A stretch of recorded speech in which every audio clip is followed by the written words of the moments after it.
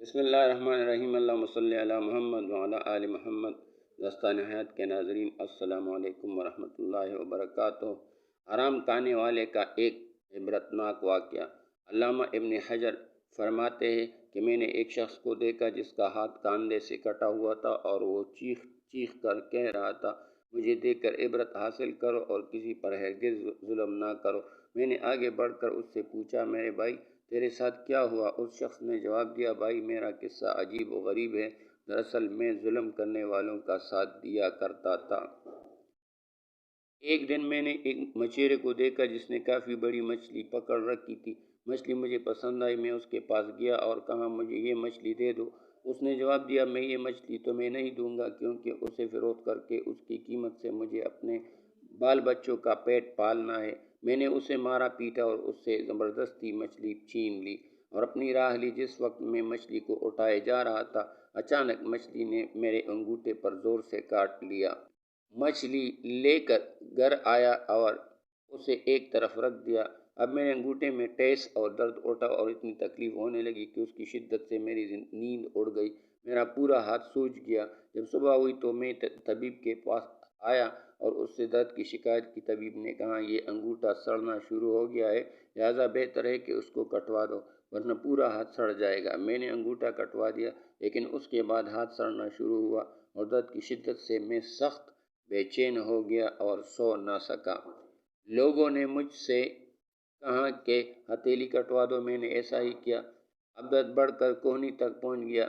میرا چین اور نیند سب اڑ گئی اور میں درد کی شدت سے رونے اور فریاد کرنے لگا۔ ایک شخص نے مشورہ دیا کہ کہنی سے ہاتھ الگ کر دو۔ میں نے ایسا ہی کیا، لیکن اب درد مونڈے تک پہنچ گیا اور سرانڈ وہاں تک پہنچ گئی۔ لوگوں نے کہا کہ اب تو پورا بازو کٹوا دینا ہوگا ورنہ تکلیف پورے بدن میں پھیل جائے گی۔ اب لوگ مجھ سے پوچھنے لگے کہ آخر یہ تکلیف تمہیں کیوں شروع ہوئی؟ میں نے مچھلی کا قصہ انہیں سنایا۔ انہوں نے کہا کہ اگر تم ابتدا میں مچھلی والے کے پاس جا کر اس سے معافی مانگتے، اسے راضی کر لیتے اور کسی صورت میں مچھلی کو اپنے لیے حلال کر لیتے تو تمہارا ہاتھ یوں کاٹا نہ جاتا۔ اس لیے ابھی جاؤ اور اس کو ڈھونڈ کر اس سے معافی مانگو ورنہ تکلیف پورے بدن میں پھیل جائے گی۔ میں اٹھا اور مچھلی والے کو پورے شہر میں ڈھونڈنے لگا۔ آخر ایک جگہ اس کو پا لیا۔ میں اس کے پیروں پر گر پڑا اور رو رو کر کہنے لگا، تمہیں اللہ کا واسطہ مجھے معاف کر دو۔ اس نے مجھے سے پوچھا، تم کون ہو؟ میں نے بتایا، میں وہ شخص ہوں جس نے تم سے مچھلی چھین لی تھی۔ پھر میں نے اس سے اپنی کہانی بیان کی اور اسے اپنا ہاتھ دکھایا۔ وہ دیکھ کر رو پڑا اور کہا، میرے بھائی میں نے اس مچھلی کو تمہارے لیے حلال کیا کیونکہ تمہارا حشر میں نے دیکھ لیا۔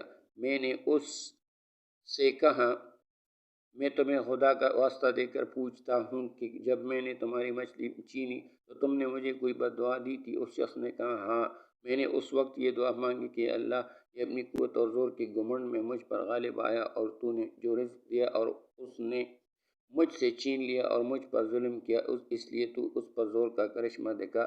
میرے مالک اللہ نے اپنا زور تمہیں دکھا دیا۔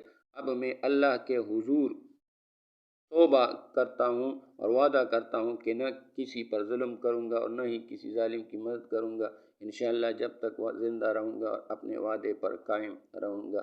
منقول علامہ ابن حجر رحمۃ اللہ علیہ کی کتاب الزواجر سے اقتباس۔